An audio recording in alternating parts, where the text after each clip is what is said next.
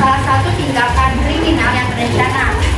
Biasanya para pelakunya ini sekelompok ataupun perorangan, dan dalam melancarkan aksinya, pelaku terorisme ini biasanya menggunakan alat-alat. Nah, alat-alatnya itu bisa senjata api, senjata tajam, atau alat peledak. Nah, biasanya pelaku terorisme ini melancarkan aksinya di keramaian. Tujuannya untuk melancarkan niat sang pelaku. Dijelasin sama Kak Dede. Nah, selanjutnya saya ingin menjelaskan mengenai faktor penyebab terorisme itu sendiri. Faktor yang pertama, faktor ketidakadilan hukum dan ekonomi. Seperti yang tadi Kak Najwa udah bilang, beberapa kelompok merencanakan aksi terorisme karena mereka merasa tertindas ataupun ekonomi mereka yang memang terpuruk. Kedua, faktor penjajahan. Faktor ini juga menjadi faktor untuk terorisme. Ketiga, faktornya pemahaman agama yang sempit.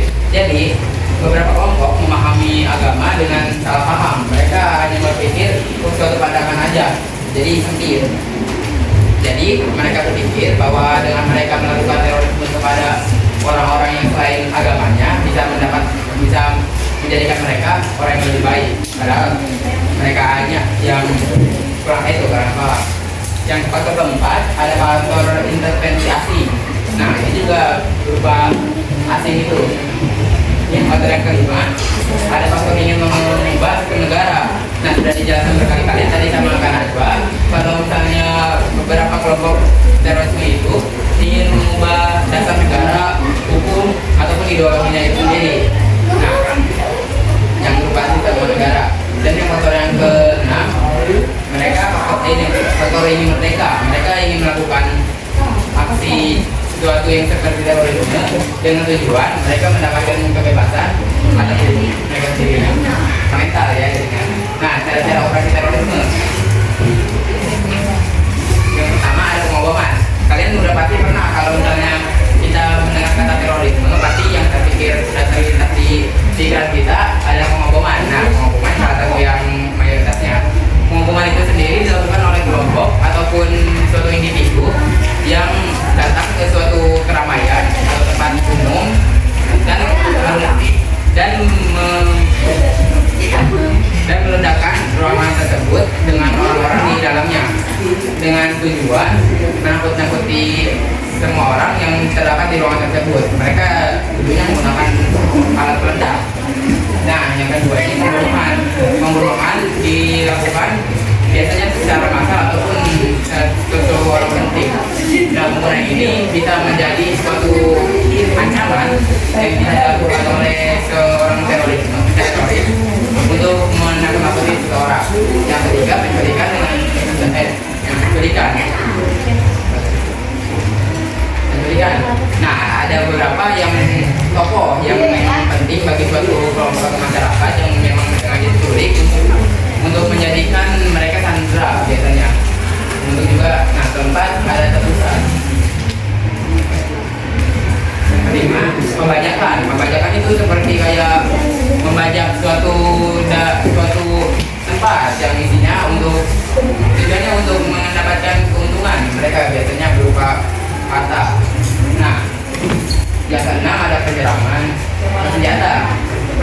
Senjata ini bisa dilakukan kayak bisa kita lihat di banyak tempat. Mereka biasanya menggunakan senjata yang tadi kita sudah jelaskan itu ditembakkan ke segala arah untuk menciptakan ketakutan di ruang masa. Lalu yang ketujuh, melukai tubuh orang lain sehingga mengakibatkan cacat secara permanen. Nah, ini juga bisa menyebabkan selain daripada fisik yang terancam, juga mengakibatkan mereka mental. Dan ke-8 adalah pembakaran. Pembakaran juga bisa dilakukan untuk menyebabkan seseorang takut di suatu itu tempat. Dan perampokan. Kalian mungkin pernah melihat di suatu film ada adegan di mana beberapa kelompok merampok suatu bank. Nah, mereka biasanya menggunakan pistol atau senjata api. Nah, mereka menggunakan tersebut untuk untuk menakut-nakuti semua orang yang terdapat di bank tersebut demi melancarkan aksi mereka. Nah, kalian bisa lihat lebih detailnya di kertas yang sudah kami bagikan di sana. Ada beberapa yang tadi saya sudah jelaskan. Anda bisa tidak itu lagi, kami lanjut. Lalu untuk selanjutnya akan dibahas oleh Kak Alwa. Oke, di sini dilihat dari skala sasaran teror. Ada dua, yang pertama yaitu teror nasional. Teror nasional adalah teror yang ditujukan kepada pihak-pihak yang ada pada suatu wilayah dan kekuasaan negara tertentu. Jadi teror ini itu mereka masih satu wilayah, enggak dari luar wilayah mereka. Yang kedua itu ada teror internasional. Teror internasional itu ialah tindakan teror yang ditujukan kepada bangsa atau negara lain di luar kawasan negara yang didiami oleh teroris. Nah, contohnya kayak Palestina. Palestina itu kan dijajah sama Israel ya, dibom. Nah, itu kan di luar wilayah mereka.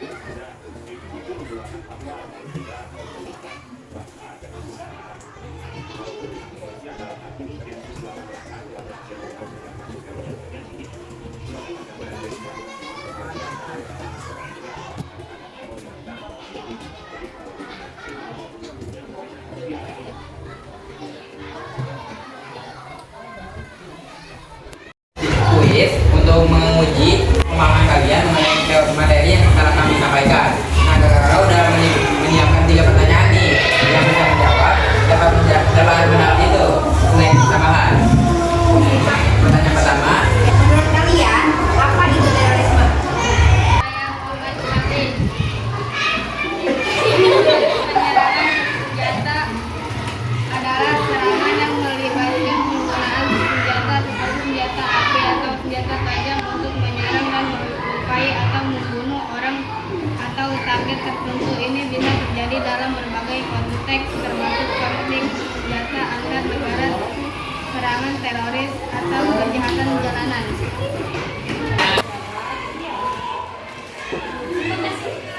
gimana aja sih kalian bisa nemuin berita mengenai terorisme? Silakan.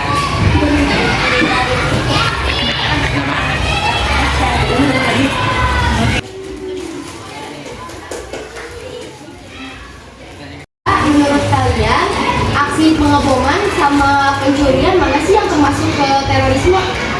Di antara Oke. Benar.